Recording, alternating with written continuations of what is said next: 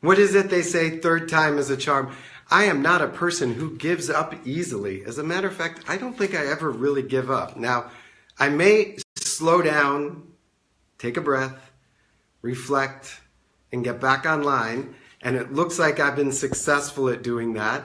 We have a Fun Friend Friday. Yes, we're starting a little bit late. I apologize, everybody. Life happens. And besides that, most of my friends in North America aren't really working today anyhow. I have a special guest joining me, Diane Dick. I am so excited. And I know that all of this technology and this goofiness has really set her on edge because she's a very organized, disciplined, focused person. So I'm going to invite her in here in just a minute. But if you haven't been part of our Fun Friend Friday, this is getting harder. We got to come up with a new name, Fun Friend Friday.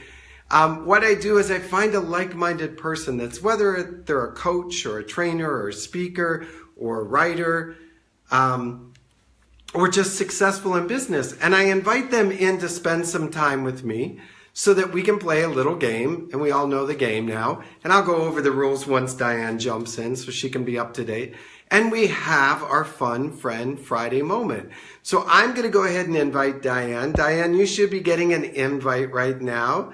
Bring Diane on camera. So I apologize for all the technology issues today. The wind was pretty strong. I was in location. It became a bit of a challenge, so I jumped back and fell back. And now we have Miss Diane. Good morning. Are you excited? Good morning, Eric. You seem a little nervous. Are you? No, not at all. Not at all. Not at all. Well, one of the things, if you haven't had a chance to meet Miss Diane Dick, she is the queen of fun in my book. She does experiential learning, and you've written a book and a workbook on it now? Yeah, it's a facilitator guide.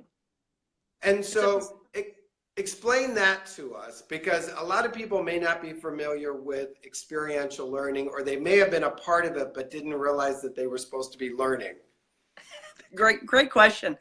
So experiential learning is really just what the term says. It's learning by doing, to keep it really simple. I mean, we all do teaching. We all get up and we lecture, or we utilize the PowerPoint or whatever methodology we have for delivering content and trainings, whether some of us are doing mastermind groups or speaking engagements or training. And experiential learning is just really taking the concepts that you teach and applying them to life and giving them different types of exercises or activities to either learn about the concept or to apply the concept, to practice the concept, and to be able to get some immediate feedback on it. It can be used for team building, obviously, but it can also be used as an extremely powerful teaching tool. So that's been my kind of niche of learning for over 30 years, and I love it. I believe in it. I have a passion about it. It is fun, and I am a person that likes to have fun when I deliver training.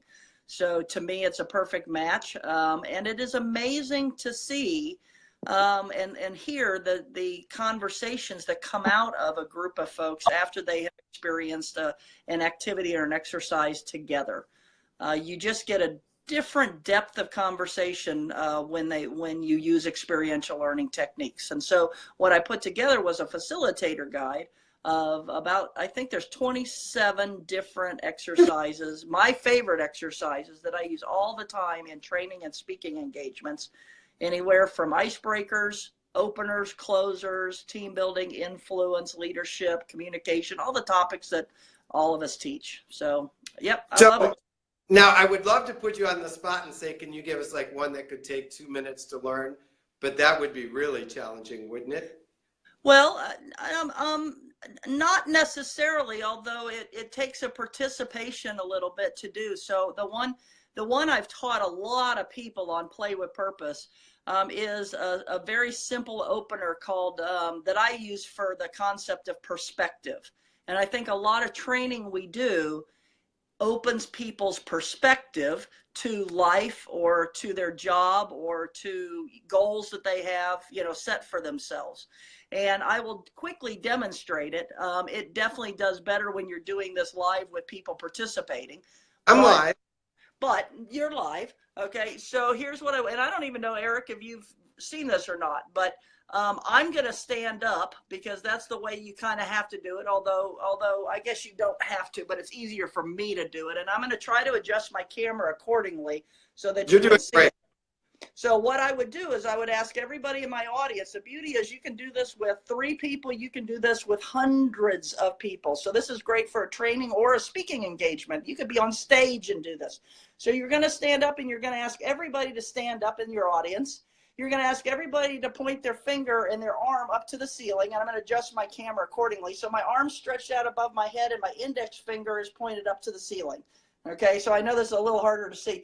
And what I'm going to do is I'm going to look up at that, and I'm going to rotate my finger clockwise as I look up to it, going clockwise to the right. And then I'm doing this and giving instructions all at the same time. And so as it's rotating clockwise above my head, I'm going to actually lower my arm. I'm going to continue rotating it clockwise. If you notice, my arm's continuing going. Now it's down to my eye level.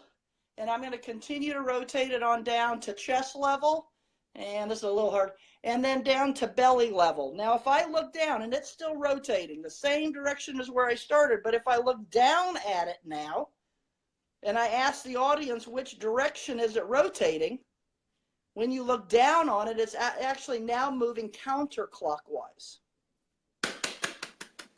And so the lesson is, and a lot of people, let me backtrack, a lot of people won't understand what just happened to them. It started out clockwise, it ended up counterclockwise.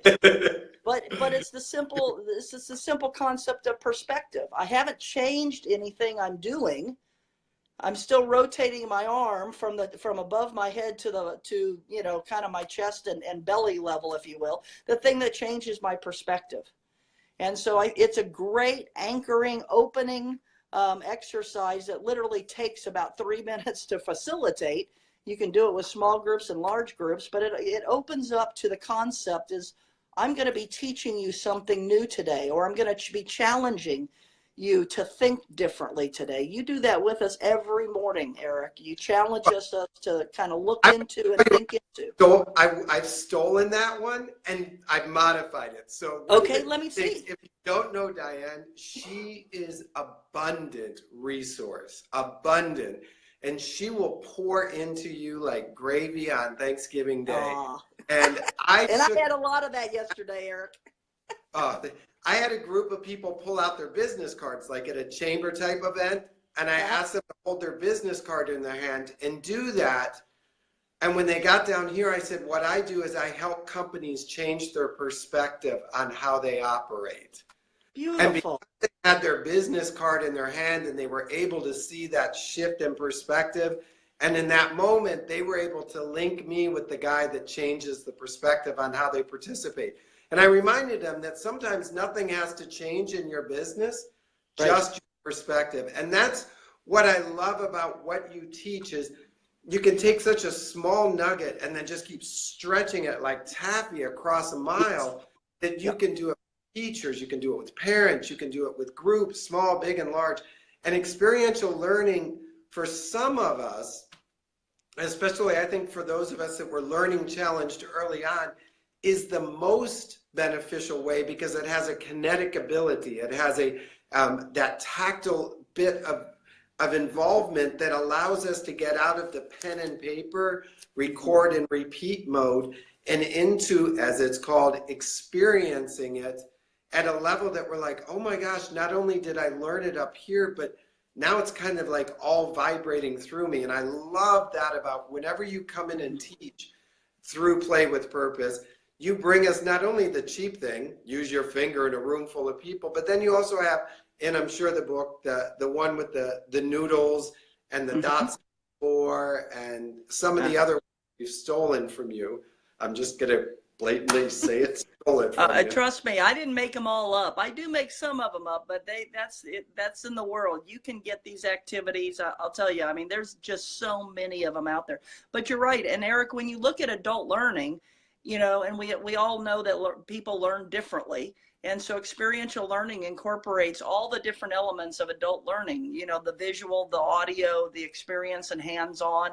And the beauty of it too is when you use it in organizations, especially when you have organizations of teams, you may have a leader of a team or a manager of a team. When you put them in these exercises, everybody becomes kind of in the same playing field, and it takes the titles away. And I'll tell you, for especially for managers in their organizations, it's amazing the leadership qualities they start to see in people that they never knew that they had. And it really does bring out the best in people, but I will also say it can bring out the challenges in a team too, because some of the exercise, if they are placed purposefully in what you're delivering, the true colors of a team come out, whether they be good, bad, or indifferent. And colors that you may not normally see if you're just doing a traditional, PowerPoint type of presentation. What I love about using your stuff is often as a speaker or as a trainer or a coach, when I come into a room, there's like all eyes on me. Like, yeah. Yes. And though, I show up to deliver, sometimes I need to break that tension, and using what you teach is a great way of taking the eyes off the one source and helping them realize that when I leave, the people at the table, the people in the room, the people in the group are going to be who you're going to need to be able to focus on. And so using one of your teachings or your experiential learning exercises really helps start the day with, like, we're in this together. This is a community of learners, not a lecture. And so if you're a speaker, if you're a trainer, if you're a coach, if you're a teacher in a classroom, find her book. I know she's going to drop a link down below so you can get it. And just start incorporating. It's a great, and I'm sure at Thanksgiving meals, you're the one that has a few in your purse that you pull out to break the tension. I'm going to invite you to our family reunion. Because it really is a great way of bringing everybody to the same spot to start. Yeah. And I'm all about creating a memorable experience, but B, something a little different than what they expect. And in many of my industries, that I work in a majority of the time, they are so used to going into training that is what I call death by PowerPoint or lecture, looking at slides with 1,000 bullet points and words that you can't read because there's so much content on a slide and someone up there lecturing and whatnot. So it's all about the experience you create. And so when you add these exercises into it, and I agree with you, Eric, I am one that will kick off a training or a workshop, barely before I introduce myself, because I want to create a dynamic opening. And I think it's also important to create a memorable kind of call to action type of a closing. And I called Play with Purpose. I picked that name, and it's not like it's a unique name, but it is very intentionally, because you use exercises intentionally, just like you build content very intentionally. And so anytime I coach folks around experiential learning, as we all do, is what's the intent? What's the content? What do you want them to learn? And then we can come up with an exercise that can help you deliver that. Dan, we're going to jump into the game here in just a minute. I don't want to forget the game. But often people will call me as a coach or a consultant, fellow coaches, and they'll be like, I have this event going on and I've got to figure out what to do. And I'm really good at, like, okay, here's the content, here what I'll teach. And then I'll always end with, call Diane, because I'm sure she has a game or something that she can tell you how to bring what I have as the content into a physical experiential learning thing. And so I think it's great if you are great at content development, connect with Play with Purpose, because sometimes, that extra element, it's that whipped cream on the pumpkin pie that makes that experiential learning. And there are some learners that learn better by doing than by listening. Don't want to leave them out in the growth process. And so I'm all about Play with Purpose. I love when I get a chance to tune into your teaching. Well, thank you very much. I appreciate that. But you're exactly right, because your beauty is the content. And then mine is to put those pieces of the puzzle together so there's a really smooth transition from the start to the finish, and that you accentuate the content with different types of application exercises. And again, having a powerful opening and a powerful closing so that creates truly a memorable experience for them.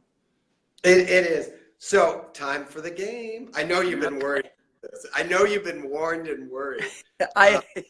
Well, you gotta understand, I'm here with Melanie still, so you know, you can only imagine what she's been telling me. I'm sorry. Let me just do this real quick. Talk to the audience. I'm sorry. A little water. Go ahead. Still hearing the death by plague. So in the envelopes, the Lucky Charm envelopes, this was done once, and now I think I have to really upgrade it because they're getting a little worn, and I didn't really plan for this to become a full-time series. Excuse me. I think it's a fun idea, Eric. Let me just tell you. I mean, it's a great idea. No pun intended there, but there we go. Yeah. So we have leadership words like awareness, balance, priorities, expansion, desire. I will not die on you, Diane, I promise. And my son randomly fills the envelopes with words. And so I don't any of these. Good. And last night he had a lot of fun mixing them up. Okay. And then you get to pick an envelope. So you get red balloon, rainbow, orange star, yellow moon, blue diamond, pink heart, or green clover. Obviously, the Lucky Charms cereal has come into play. Yes. What envelope do you choose? I'm going with the pink heart. Ooh, pink heart. You and Dr. Holly Kelly picked this one, but the word has changed since then. Yeah, okay. So pink heart. Ooh, you'll love this one. Yeah. The word is influence. So I want you to talk or teach about influence from a leadership perspective. Did you see what she picked, Dr. Holly Kelly? You and Diane picked the same one. It's Thanksgiving, so it's all the love that we are sharing this weekend. It's for folks here in the United States. So yes. Well, I would have picked. Go ahead. On influence. Influence. Well, we know that John Maxwell says leadership is influence, nothing more, nothing less. Before I really ever heard that phrase and that saying, I really never, I really probably didn't get the perspective that as great as I do now, that really, truly anybody and everybody is a leader in their own right. And as you really look at that word influence and you think about all the people that you run into on a day-to-day basis, then the interactions you have with them, I have learned kind of over this last year and a half that we influence people so many times when we don't even realize we're doing it. And I say that because if people don't really know me and have never really met me, and most of the people out probably listening to this have never met, other than on Facebook Live or on Zoom or the Play with Purpose calls, I'm a 6'2" female, and large size female. And I say that because when I go places and I meet people for the first time and I have a conversation with them, and then maybe a year or two later, I come across them again in my work or in my journeys and stuff, it amazes me how many people remember me. And I'm not saying that to tout myself or anything. I say that because it has become a huge awareness to me that how I present myself, how I interact with people, people will remember. And people will remember when you don't even know that they're really remembering it. At this point, I try and stop so we don't run over the nuggets. that there is unintentional influence occurring all around All us. the time. All the time. Unintentional influence, Yes. which is not how leaders live, unintentionally. Right. But yet, how many times already today or yesterday did you drop unintentional influence?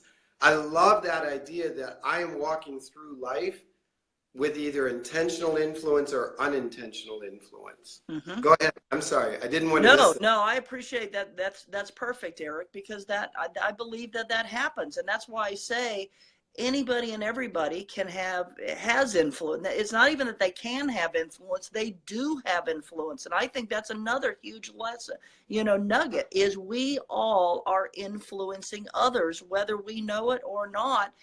And so to be mindful of that and to realize that, every interaction that I have, I need to kind of consider the memory, the legacy that I am leaving in that moment with that person or that group of people when I leave.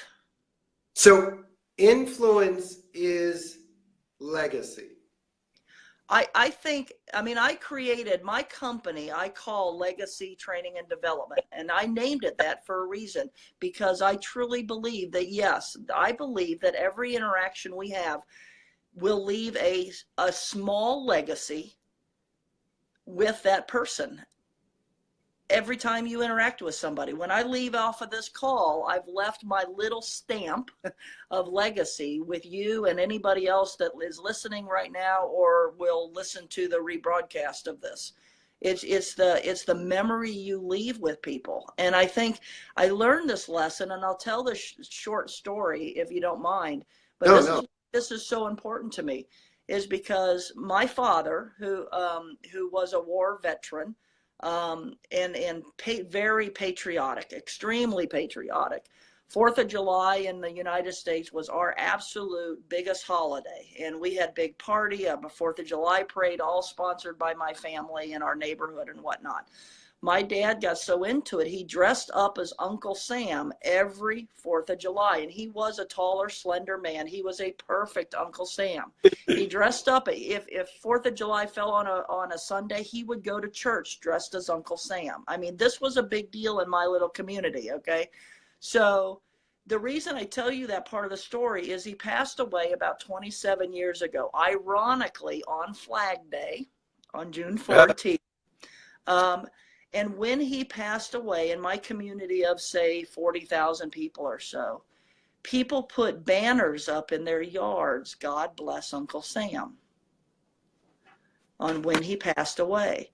And at the funeral, and people just talk so highly of him. And he wasn't a big, larger than life person. He was just he was a pharmacist. In my community, he really didn't get all that engaged in the community. He wasn't like a community leader or anything. He was a pharmacist in a hospital.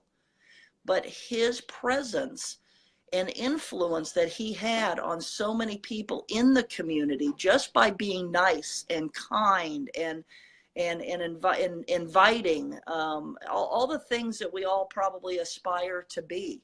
And there's not a trip home, because I live in Texas, I grew up in Illinois. There is not a time that I go home, even today, 27, 28 years later, that you do not run into people that will tell you all kinds of stories about my father. He just was this legendary person that really wasn't anybody of great significance or importance by title, but was by his influence. But I think one of the things that your father demonstrated was consistency. Every 4th of July, whether it was rain, snow, or shine, he held to a belief that was important to him. Yes. And people began to see not only him as the symbol of Uncle Sam, but that consistency, that discipline, that honoring what he said what he thought he believed in. And that there was such an alignment with that. Even if I'm sure it occurred all other 365, but on that one day of the year, it was so clear that people could use that as a landmark for what they wanted to build into their lives. And because of his discipline and his consistency and his genuineness and what he believed, other people were able to, he left an imprint or a legacy. And he did, and he would tell me stories, and this is why I called, again, this is why I called, you know, I decided to call the company Legacy Training and Development, because it is about a legacy, and he's the one that really taught me that the small interactions and moments make a difference. He would go down the hallway in the hospital he worked at as a pharmacist, and back then, again, you got to go back 28, 30 something years ago, you would deliver medications to the floors in the hospital. For the patients. And so he would walk by, and I would go to work with him. So I saw this. He would walk by and he would see a janitor, cleaning the floors or go into the restroom. And it did not matter what job you had, he would always show his appreciation. I mean, I heard him endless times thank people for doing what they're doing, even in what we perceive are the most meaningless, maybe least important type of jobs, but he appreciated everything that people did and gave to their life and to the success of whatever, in this case, keeping the hospital clean. And I find myself doing the same thing. I am my father's daughter. I love that challenge. If Dr. Holly Kelly is still here, if Dr. Kelly is here, she drops her challenges. So how hard and how easy it would be. It's easy. to when you see a face in front of you, what is the legacy I want to leave in this moment? What is the influence I want to use? And so often, and I am as a fellow John Maxwell, I used to think of this influence thing as this big, huge, you had to be positional influence. Yeah. And what you're teaching us today is that, wow, thank you for coming to work today. Wow, thank you for being so, that moment, that who could you completely randomly today drop a legacy moment into that could have such an echo effect that you wouldn't even be present to see it, but you chose, instead of unintentional influence, to have intentional influence in that moment by just saying, good morning, I like your dress, or good morning, you look especially nice. And I don't mean to end up on some CNN news for slander, but just to give a moment of your real intention to somebody as opposed to just nodding and walking past. Yeah. And I think it's thanking them and giving them a nice compliment. But I think it also, in addition to that, it's really, truly, sincerely appreciating what they bring or what they do for you or us. In that moment. I mean, because it is, I thank you for cleaning the restrooms in the hospital. Thanks. It's a thankless job, but you know what? We all know what it's like to go, in this example, what it's like to go into a nice, clean, feels kind of sanitized public restroom area, and what it feels like to not. We've all been in both. I mean, I'm just taking that as an example because that's one of thousands that stick out at me, but it is really truly appreciating what people bring to us, whether it be in our profession or in our lives. And, one of the things that I challenge people to do many times in my trainings is to think of that one person or those couple people that have really invested in your life or that have really, influenced you, and send them a note. I'm big into handwritten notes. I'm an old school when it comes to things like that. Just pull out a little card and handwrite a little note. If you want to go get a $5 or $10 Starbucks card or something, put it in there. But it's more importantly is the words you say and the appreciation you give people. But I think you can do that intentionally like that. But I agree with you, Eric. Just walking down, I'm getting ready to go through the airport this afternoon and head back to Texas. And I will find people and I will go up. I'll talk to them. I am extremely kind to the travel agents. It's no matter when I travel, and I travel a lot, but especially the holiday season, because you know what they're putting up with. I mean, it is not, you go, today's Black Friday. If you're going to the store and going shopping today, appreciate the people that are working today because it's absolutely crazy. What I really like the way you did this lesson is influence and gratitude really should be walking closer together. Yeah. That you can that influence, an intentional influence, can begin from a place of gratitude, and from that you can grow. Because as John says, everybody communicates, few people connect. The easiest way to connect with somebody is through that action of gratitude, to simply turn to them and say, I'm grateful for what you brought into this meeting, into this group, into this lesson, into this thing today. And then they realize that you really do see them. And when I use the term see them in that Avatar type of movie, that you see who they are and what they do. And when you take a moment and give that gratitude to them, then you gain a place where you've connected. And from that connection, you can begin to influence greater, deeper, and longer. Yeah. And I like that. But I also think, because it did go down that road as I was talking and whatnot, but if you think about that and take that into the work environment, with the concept of gratitude, but also influence, I just am a big believer that if people are appreciated for what they do and what they give, they're going to give more. They're going to work harder. They're going to have more pride in what they do, and give their, effort, their 100% effort into the success of the project, or, the company, or their team, whatever the case might be. So it really does start to look at performance. It looks at, their commitment, their level of commitment, the pride that they bring in what they do. And I just believe we as leaders, again, not necessarily positional leaders. To me, there's positional leadership, and we kind of, you have a title, but then personal leadership. And that is all about the respect and the trust and the way we go about influencing people. And you think about the world now. I mean, you think about it for a minute, because you take the idea of influence and you look at a lot of great people that are out there, and we could probably name a whole slew of people that are positive influencers in the world right now. I mean, Steve Jobs was, Mother Teresa was. I mean, you have all these big, positional leaders, but that also really made a difference in life. But you flip the coin and you look at people like, and I hope I don't offend people here, but I'm just going to, this is who I am. You look at people like Kim Jong-un, or you looked at Osama bin Laden, or you look at other leaders that, that are out there, and they're influencing too. They are major influences in this world. They're just influencing in a negative direction. And so I think we got to realize influence can be positive and influence can be negative. So we have to be very careful with that.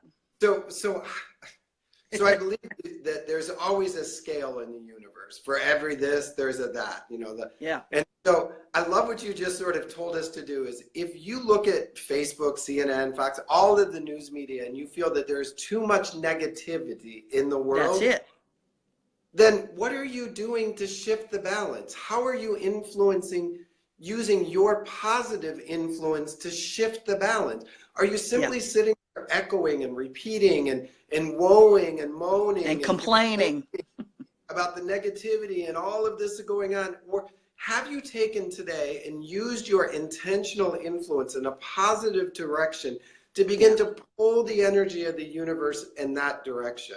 So thank you for that, because I think you've taught a lot of really great lessons, because you're Diane Dick and that's what you do. So I'm going to be here for another hour and people are going to be wandering off to work with us.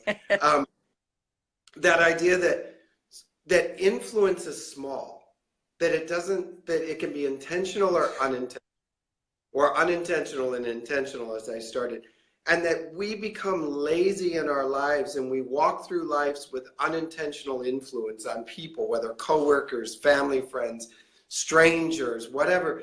But as leaders, and when we call leadership, we don't need to be positional leader, paid leader, government leader. We are leading our lives and we are influencing our lives and those around us. And as Dr. Kelly talked about the other day, that you're surrounded by the people that you are most like. And so how are you building that influence into the people that you want to be around? I love this idea that I'm being careless with my influence.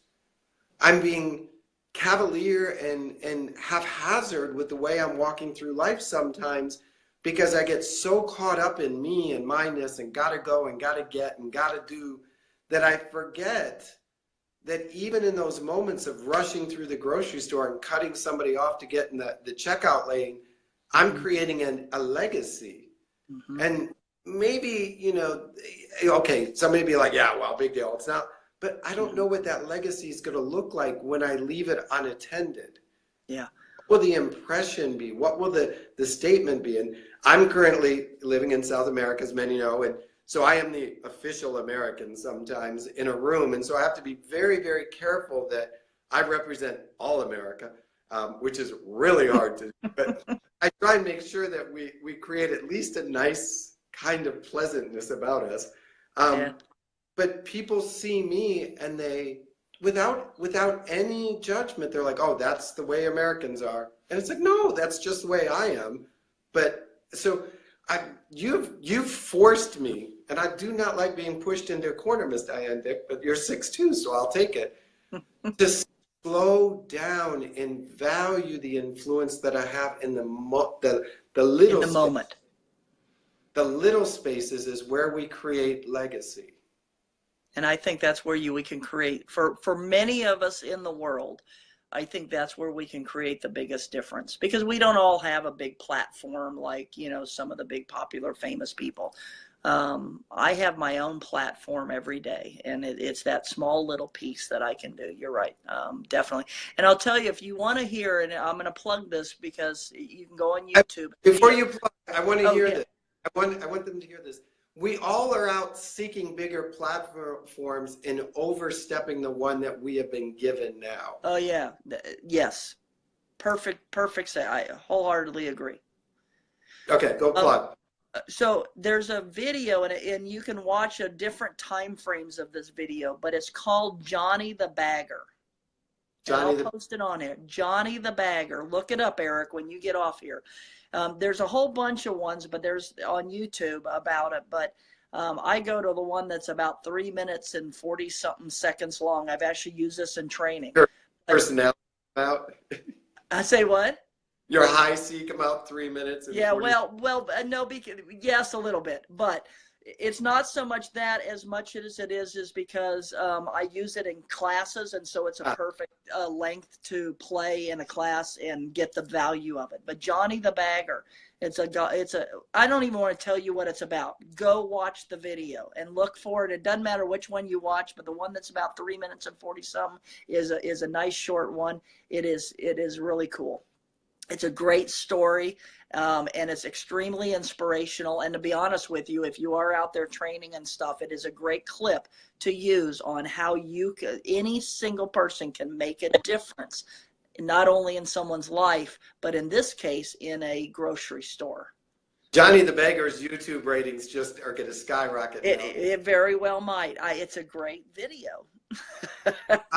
So a couple catch-ups, because I want to make sure y'all, Diane Dick, and she does Play with Purpose. I'm going to make sure after we finish this, if you can go in and put in how they can find you. You do weekly or bi-weekly Play So with I do Purpose? every 2 weeks, every other Sunday night. I'm not going to do it this Sunday because I just don't think people are probably still traveling home and everything. So I'll probably catch up next Sunday. And every other Sunday, I do a Zoom, use Zoom, a video conference call, and I teach different activities that you can incorporate into your trainings, or how to debrief activities, how to design workshops, all of those things. So it's usually about an hour to an hour and a half long. But it is on Zoom, and if you join the Play with Purpose Facebook page, which I will post on here if that's okay, then you can get all of that information on there, and you can also get access to purchase the facilitator guide if you would like to. And as you said, Eric, I'm kind of an on-demand type of a service, because people really need me when you said it, they call you to help design a workshop. And so I'm kind of that on-demand type of person. You don't really need me on a day-to-day basis so much as you do when you're going to teach a class or deliver a program. And so I do that type of coaching with folks. And you do it so well, because, I mean, like I said, I've stolen the perspective thing. They're great exercises. It took me a little while to do it. And they're simple, and they don't cost much. Everything in that facilitator guide has very cheap or very few props that you have to go buy. So, and they're pretty easy to learn. And once you've developed your toolbox or your toy box, you carry it with you. But that perspective thing, I've used it so many different ways and so many different times. And each time it's you teach. One of the great things about your teaching is you teach how to debrief the message. Like, don't just do the experience, but talk it out to the learning point. So you guys do get on the Play with Purpose. I've been a little absent lately. We're 2 hours ahead of you, and you're but get on the Play with Purpose. Also, if you're looking to build that workshop or that team weekend event or that we're going to have a team meeting and we're going to do goal setting and I need something that doesn't sound boring in lecture lines, this is the woman to call. I tell you, call this woman, because everybody will leave going, that was the best training ever. And it's because they got to do something instead of just take notes for an hour. Yeah. Now, I appreciate you jumping in. I appreciate you always letting me steal stuff from you. You are a phenomenal teacher and a giver. I just have one question. Is Melanie's pantry all of that? I mean, she's made it sound really big. State of the art. All you got to do is speak into it and it pops out what you want. No, I'm just kidding. Trust me, Eric. I mean, I will say this. I'm going to say this on Facebook. I've had a blast being here. I mean, we came up here because we're really planning our 2018. She and I are going to collaborate on some projects, and we've sat for a few. And I know. Well, you need to come closer, buddy. We really have put together some great ideas for 2018, a way we can collaborate with each other. We're both really stoked about it, I'll be honest. But then yesterday being Thanksgiving, graciously invited me into her family. I've met a lot of her family members, and it's meant a lot more to me than she probably realizes. And now she's probably listening to me say this on Facebook Live. But I mean, my mom did pass away in July, so it's that first holiday when your parent passes away and everything. So, to be with such a loving, fun, upbeat environment, and plus looking into 2018, it's been so much fun since I've been up here. It won't be the last time, that's for sure. And I have to come back to the sailboat anyway. So, well, like Dr. Kelly teaches us, we attract the people we're most like. And so love and support and care that you received yesterday is only an echo of what you've given to so many other people. Well, thank you so much. And again, and you know this because this is why you do this every morning. You have a passion for what you do. It just comes out of you. And I think that part comes out in me because I just love it. I believe in it. Just like your coaching, Eric, comes out in you. You can tell you're extremely passionate about what you do and you're great at it. So it's a perfect example of how. But it's a perfect example of when you really have a passion and a belief around something that it really doesn't take much effort to do. It just comes out of you because it becomes who you are. I appreciate that. I'm going to receive, talk about in coaching about learning to receive every blessing and every gift of compliment. I need to watch that one probably about 10 times because that's hard. Isn't that funny how it's so hard to receive a compliment from people when it's just anyway? And I'm so bad at that. So well, that's the Midwesterner in you, but understand that you are worthy of it all and more. Say that again. You are worthy of it all and more. Oh, well, thank you. I appreciate it. Thank you, guys. I will accept it. See how easy it becomes when you understand your worth comes not from the person on the other end of the camera, but from someplace bigger. Right. I thank you guys all for joining me for Fun Friend Friday. This is hard, this Fun Friend Friday thing. Fun Friend Friday with Frida might be even harder. I thank you guys really with that. Thank you for joining my guest, Diane. Lots of hands up and hearts and claps for her. She was a little nervous jumping in, and she just did it. And she gave us lessons. Make sure you do me a favor today. Share this out and then follow up on Diane's Play with Purpose, because I know you guys will learn something that you can use in your own life. Until we get together on Monday morning for Success Coaching Live, I will see you then. Thank you again. Bye-bye. Everybody.